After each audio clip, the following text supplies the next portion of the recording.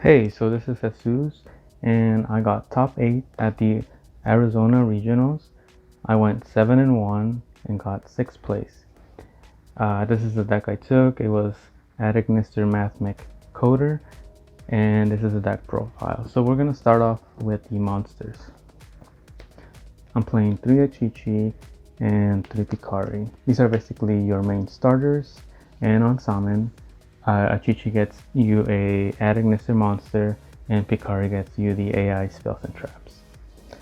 We're also playing 1 Doyon, which is the recursion of the deck. So on summon, you add back a Adagnister monster, and when he's linked away, you add one of the AI spells and traps. We're playing 1 Bururu, and this helps you make the synchro. It also helps you get one of the Adagnisters into rotation. And it's basically the Foolish Burial. Hiyari is an extender, but it also has a different application where it helps you search Gachiri, and in the process it turns to level 4 so that you can make your rank 4 plays. And Gachiri is the last one of the Adagnisters that I play. He has 3 effects and they're all very useful. The first one is that he's also an extender. The second one is when he's on the field, he protects your monsters from destruction, which it comes up often. You know, people think they're gonna pop your stuff, and then you have this guy on the board, and nothing happens.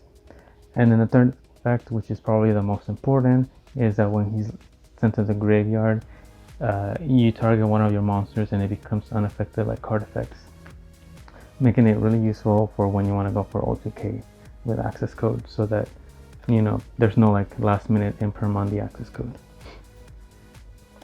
So that's it for the Adagnister side. We're playing 1 circular, 1 sigma, and 1 diameter. So circular, of course, is full combo. You want to stand sigma as cost, and then you have your 2 bodies to work with to start making the rank 4 plays. And then diameter is basically the Omni Negate when used as material for the Mathmech XYZs. We're also playing 2 subtraction and 2 addition. So not only are they great extenders, but also they help you make the rank 4 plays.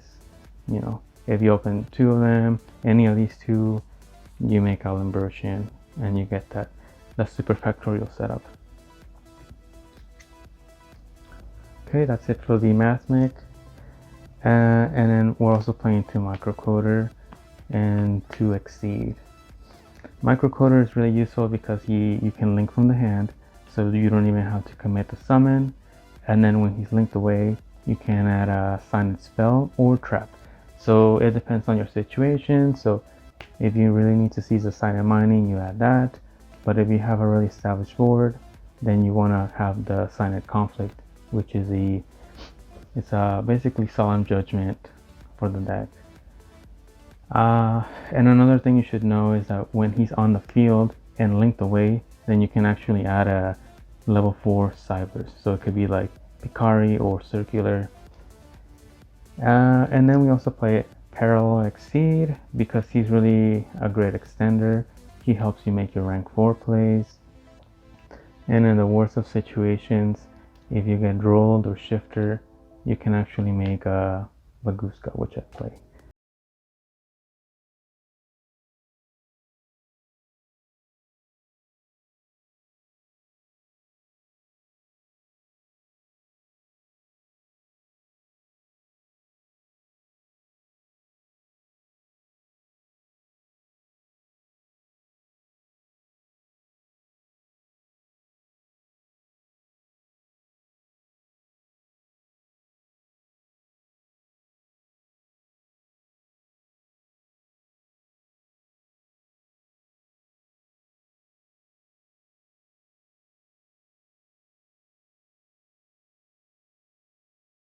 You know, a bunch of times.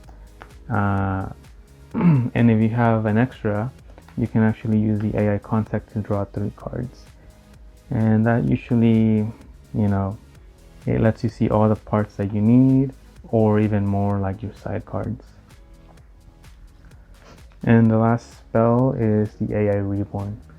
It's an extender, but also if you're able to end on this, then on the end phase of your opponent, you want to use it to be able to recur more resources and set up your turn 3.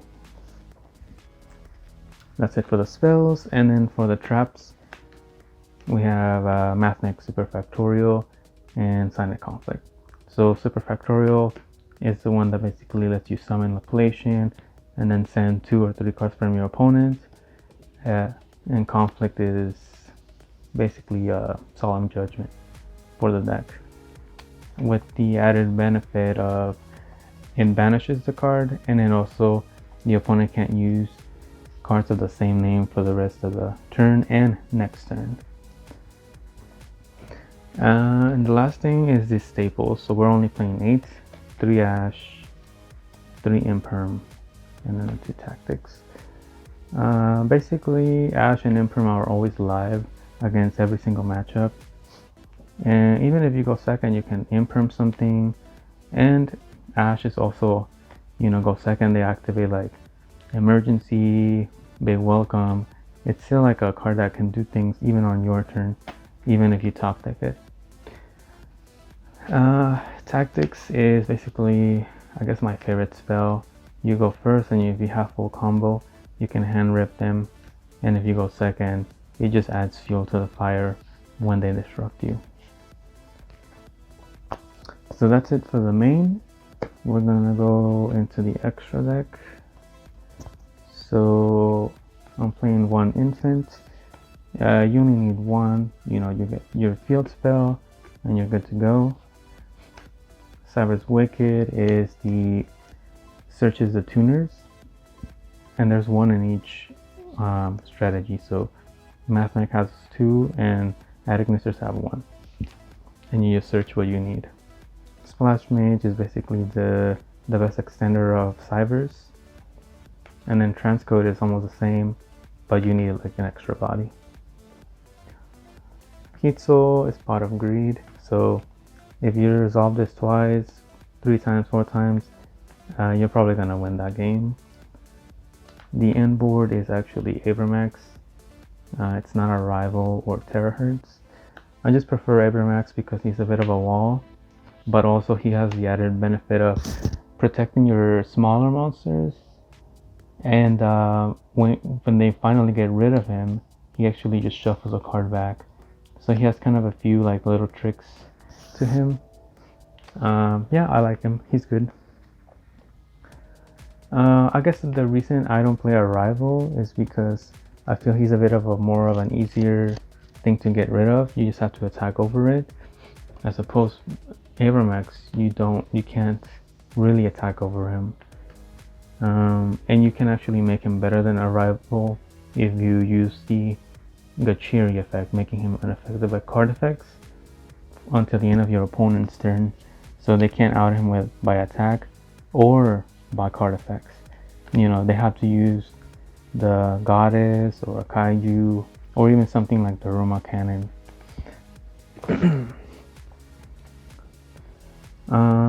Okay, the next one we'll play Lingerivo. He's a Link 1, really easy to summon, and he's really good against trap decks. Like you make him first, and now they're a bit stuck between what trap they want to use, right? If they have multiple.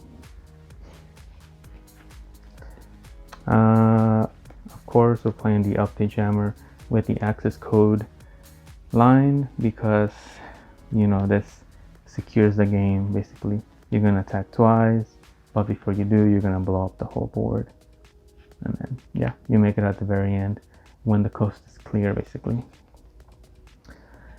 We're playing 1 Security Dragon. Most people won't play him. They'll play like a second Infant, or they'll play like a second Splash Mage, because they're both Link 2s. But I really like him because he can bounce cards. He's also just 2 generic monsters, so in some situations you can do tactics to take, and then you can just link away some problematic monster, and then you just have Security Dragon, which can potentially even bounce, get rid of another card while he's on the board, right? We played Wind Pegasus, really good card. Pops spells and traps, non-target, and then it also has the added benefit of when one of your cards is destroyed, you can banish him from the field or the grave, and then target a card to shuffle back into the deck. And then Light Dragon, also a great card, has 3 effects. The first one is protects your cards. The second one, he can pop monsters up to the number of Adignus's you have. And then the third one is specifically good in the grind, because when one of your Cyberse deals damage, you can bring back a Link monster from your graveyard, and you can kind of like reset some stuff. And we're playing the 2 Mathmech XYZs. So Alan Burchin sets up the plays, gets all your pieces together, and then the Placian is the guy that sends up to 3 cards that your opponent has to the graveyard. and if you combine it with Diameter, then he'll have the Omni Negate as well, making it pretty oppressive against some decks that need the resources but also rely on a few things to resolve. And the last card is Baguska, just because if I get Drolled or Shifter, I want to have like a plan B kind of situation. A lot of decks like Purrly and Rescue Ace and Branded, all those decks, they can't really function if they can't use their monster effects. So they gotta like get rid of Baguska. Not only do they have to open Droll or Shifter, but they also have to have the out from Baguska. So they would have had to open really good to be able to kill you that turn, basically. So that's the extra deck. For the side deck, I didn't really think about it too much. It was a bit of a last minute thing, but this is what I have. So the typical lineup for back row hate. This is basically for Rescue Ace and Lab. Just get rid of the back row and maybe you have a better chance of beating them. We have 3 droplets against like the bigger decks. You know, they'll have all these Omni Negates or whatever, and then 1 droplet could probably swing the game. Droll is kind of the same thing. Some decks do too much, like Rika, Manadium, Dark Worlds, the Synchro Spam deck. Well, 1 Droll can just basically take care of the whole situation. Nibiru is kind of the same thing, but I was thinking more like I could use it against Unchained, as opposed to Droll is you can't. Or other things like, I don't know, Salad. Yeah, Salad doesn't lose to Droll, but they lose to Nibiru kind of situation. I have 2 bells here. I wasn't really sure for what. I mean, other than Branded and Lab. Yeah, again, I wasn't thinking too much of the side. And then 1 extra Exceed, so that when I go first on game 3 or something, I side it in so I can have more names of Baguska. Yeah, I'm assuming that games 2 or 3, they're gonna be siding in like Drolls and things like that. Shifter maybe. Some decks like Vanquish and Spright can play it. So yeah, an extra Exceed for Baguska.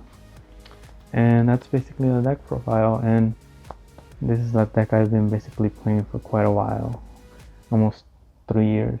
Well, the deck has been evolving through the years. And that's it. Thank you for watching.